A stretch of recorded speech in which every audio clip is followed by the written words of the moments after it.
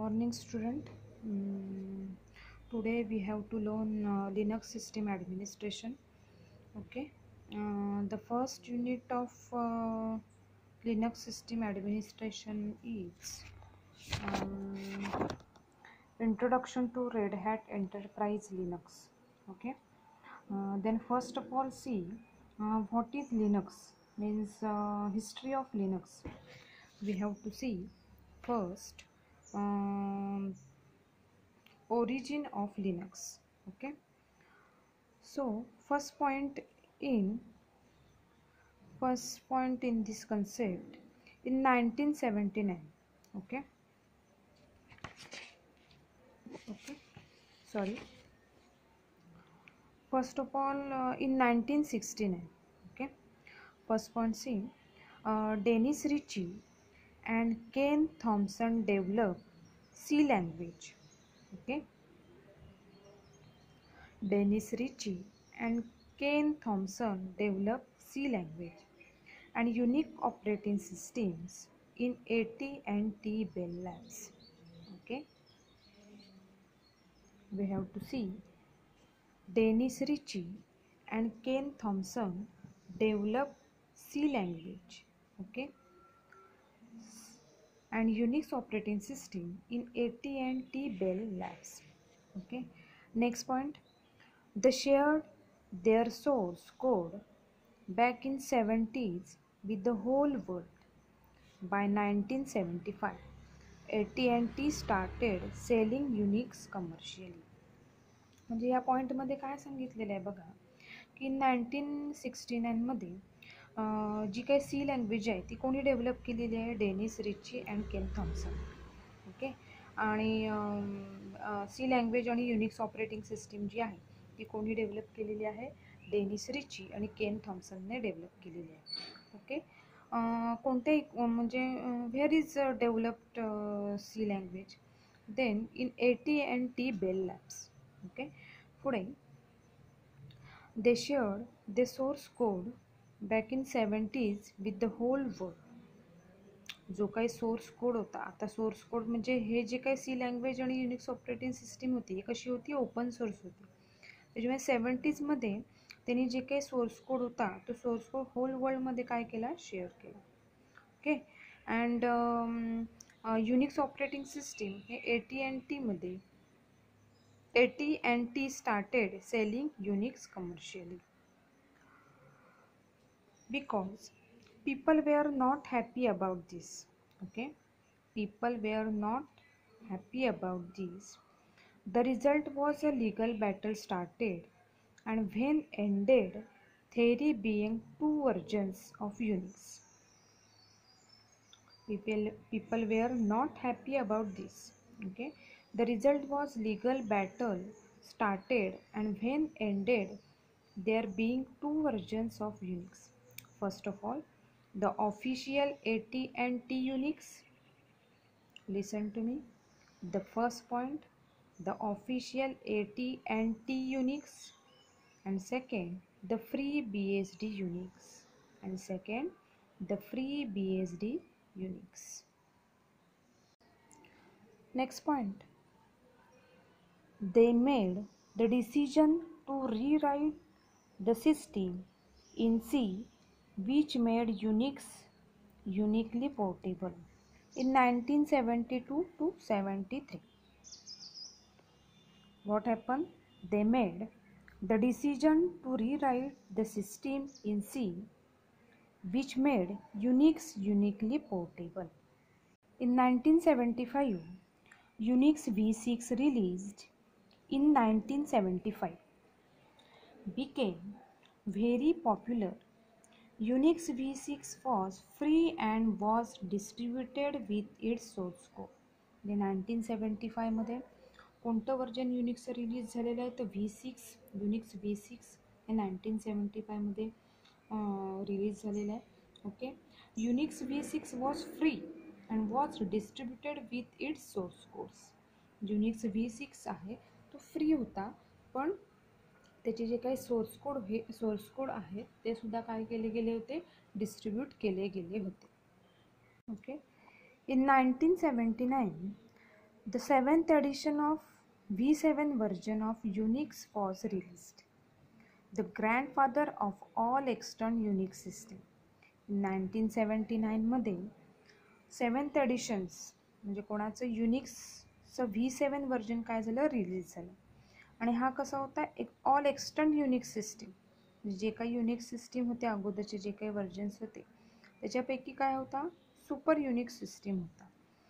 In 1983 AT&T released Unix System 5 which was commercial version. बघा, in 1983 AT&T released Unix System 5 which was commercial version. Next, in 1986 IBM developed AIX. In 1986 IBM developed AIX, means Advanced Interactive Executive. Okay. Next, in 1991 the first version of the Linux kernel was released to the internet in September 1991. Okay, आता हे version कोणतं first झालेलं आहे, तर Linux kernel. Okay, जो काही Linux kernel आहे त्याचं फर्स्ट वर्जन 1991 मध्ये काय झालेलं आहे, डेव्हलप रिलीज झालेलं आहे. Okay. Next, in 1994 red hat Linux was introduced. म्हणजे आत्ता आपण ह्या सिलेबसमध्ये जी काही ऑपरेटिंग सिस्टीम बघणार आहोत, ओके, रेड हॅट लिनक्स 6 ही केव्हा इंट्रोड्यूस झालेली आहे, तर 1994 मध्ये. Okay.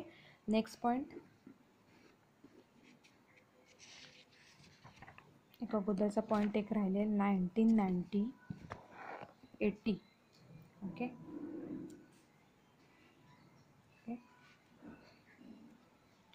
In 1980, now many companies are started developing their own Unix.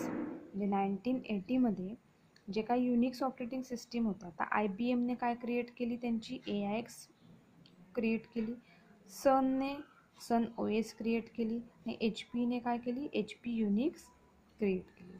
म्हणजे 1980 मध्ये त्यांच्या ज्या काही युनिक्स ऑपरेटिंग सिस्टीम होत्या त्यांनी काय केलेले, ओन ऑपरेटिंग सिस्टीम काय केल्याने क्रिएट केलं.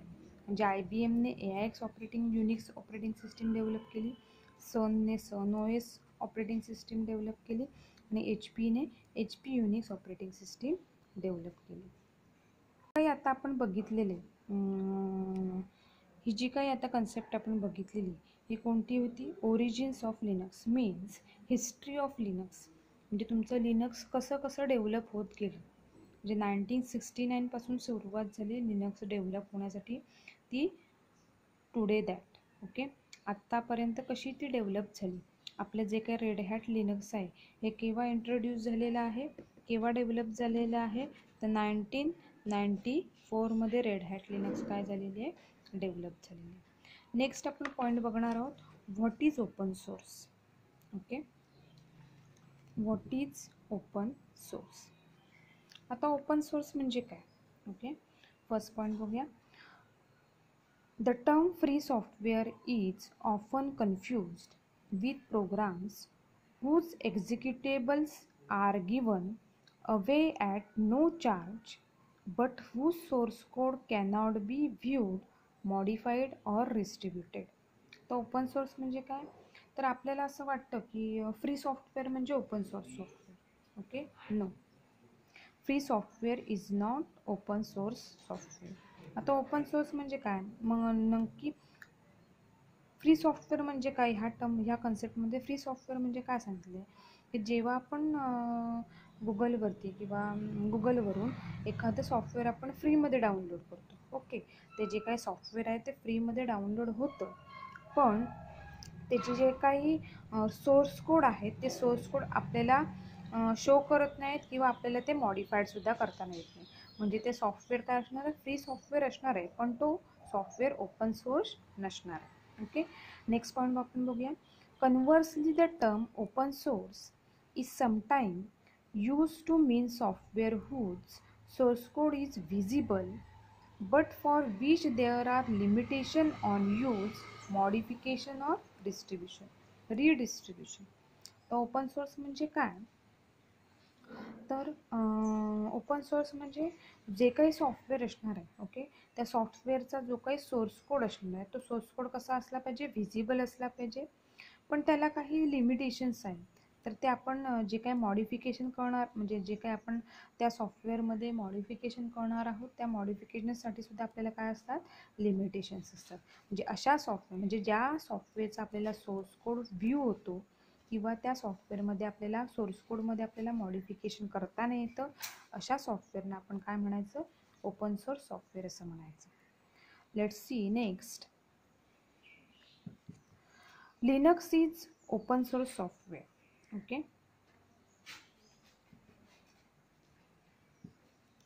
Linux is open source software.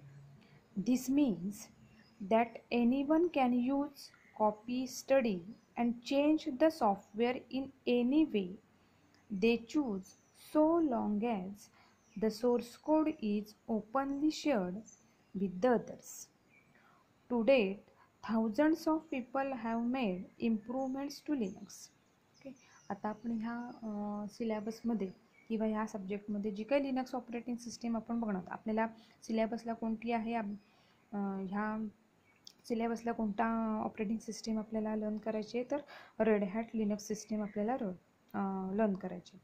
तर ही जी काही लिनक्स ऑपरेटिंग सिस्टीम आहे ही सुद्धा कशी आहे? ओपन सोर्स सॉफ्टवेअर आहे. म्हणजेच ती आपण कॉपीसुद्धा करू शकतो, त्याचा स्टडी करू शकतो, किंवा त्या सॉफ्टवेअरमध्ये चेंजेस करू शकतो, सोर्स कोडमध्ये चेंज करू शकतो, किंवा त्याच्यामध्ये मॉडिफिकेशन करू शकतो, आणि त्या लिनक्स ऑपरेटिंग सिस्टीममध्ये मॉडिफिकेशन करून आपण स्वतःची ओन लिनक्स ऑपरेटिंग सिस्टीमसुद्धा काय करू शकतो? डेव्हलप करू शकतो. ओके, म्हणजेच अशा सॉफ्टवेअरना काय म्हणायचं? ओपन सोर्स सॉफ्टवेअर म्हणायचं. त्यातली ही लिनक्स ज्या काही ऑपरेटिंग सिस्टीम आहेत त्या लिनक्स ऑपरेटिंग सिस्टीम ह्या कशा आहेत? ओपन सोर्स सॉफ्टवेअर आहे. ओके, आता ज्या काही आता आपण कन्सेप्ट बघितली, ओरिजिन ऑफ लिनक्स आणि what is open source, okay, या कन्सेप्टबद्दल जर तुम्हाला काही डाऊट्स असतील, क्वेरीज असतील तर नक्की मला शेअर करा. Okay, thank you.